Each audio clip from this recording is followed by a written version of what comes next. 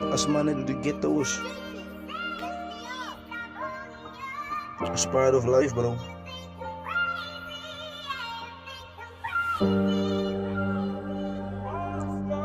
Maar ik hou mij altijd bezig met een klein ietsie.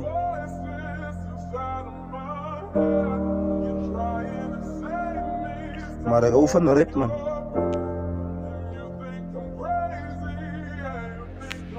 Niemand kent mij dierbraak. Als ik denk aan mijn kinderdaad, dat mag zeer braak.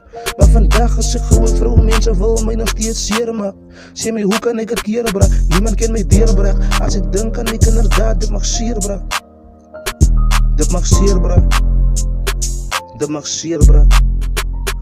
Toen ik uitgevangen dat die wereld is groot. Je mag aan de buiten werken, ik heb mijn niks met jou van brood. Bro was nog klein, ik zit op mijn ma's schoot. Zij is bezig om haar te wassen. Zit hier die man voor een 500 brood. Van die centen was de man voor die 6 go.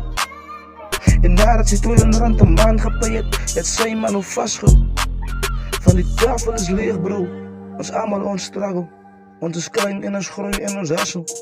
Maar nadat ik gekeken naar die geld is in mijn werk. Maar die perren hier buiten is sterkie. Om mijn andere bro net zo te merken.